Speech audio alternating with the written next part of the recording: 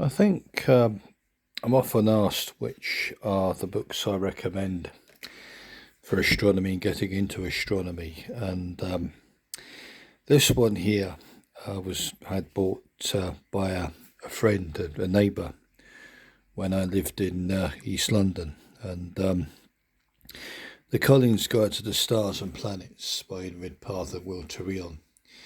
Will Tryon is a map cartographer and produces the maps for these books, and this is probably the most fingered book I have got on the subject, and even to the day I refer to it. It says there that I got the book 1st of August 87.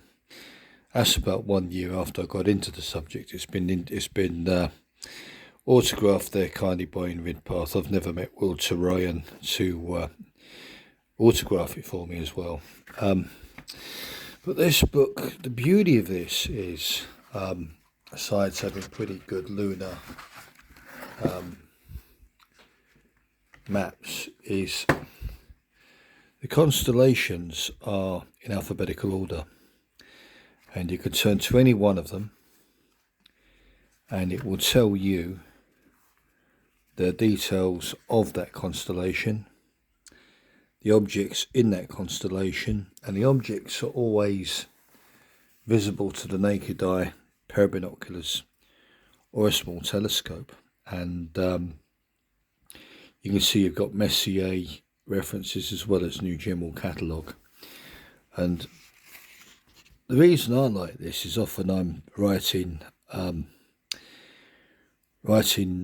sky diaries for space cadets, and while I do use another number, if it's about not this version, but I also use that, which you can also find in my link tree. Not North America though, Great Britain and Northern Ireland.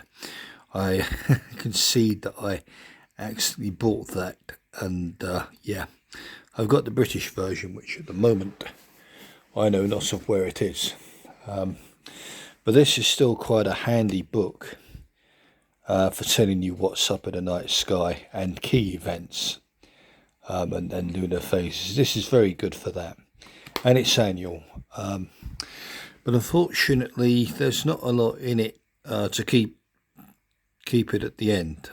There's no real, apart from what's happening in the night sky in any given year. Obviously the events become out of date, as does the book, so usually at the end you throw that.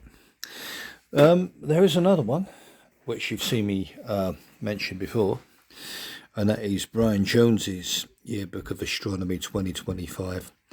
I do use this for what I do, but this is a clever book for really serious amateur astronomers, I think.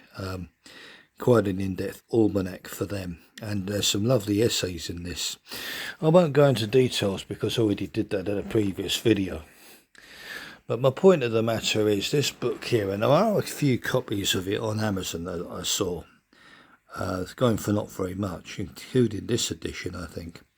I don't know if Collins have updated it. I think the pages are threatening to fall out of this one. But for the work I do for space cadets, this is certainly my go-to book. And beyond the Sky Diary, which is very good, but this, if I want to give people some activities, if I want to give them something to really look out for that's within their reach, this book is absolutely it. And you can tell it's nicely annotated. There's nice legends that tell you what's what. So they're labelled here, and then you can go and find out in the words what's what. And all the objects in it are within reasonable reach of a naked eye small telescope. I think 6 inches the highest it goes. And the final one I will recommend as well in this video is Turn Left at Orion. I'm not sure if that's even still in print, But that book should really be on the bookshelf of any budding amateur astronomer. This is not crammed full of glossy pictures. This is crammed full of diagrams of what you can expect to see up in the naked sky, or up in the night sky, and how objects appear through a small telescope. A guy called Sigmaglio wrote this, and he's got various diagrams in here to illustrate the size of the size of an instrument to view any particular object in the night sky. And he's got binoculars. He's also got a larger telescope there, the Dobsonian planetary nebula, I concede, yet. But he's gone through this and actually observed with a small telescope, and the kind of power you should be using to see it. And it really is one of a kind. I don't believe there's any other book on astronomy, observational astronomy, that comes anywhere near close to this. This should be on the bookshelf of any budding astronomer. Absolutely. I'm going back here because I thought I saw something about the triangle and spiral. Don't know if I'm going to find it for here, but that's beautiful, an amazing book. And if you're into your observational astronomy and want to start there before taking pretty pictures, that book is a must. That advises what's up there and what to expect with a small telescope. So these are some of my recommendations for astronomy, for getting into it.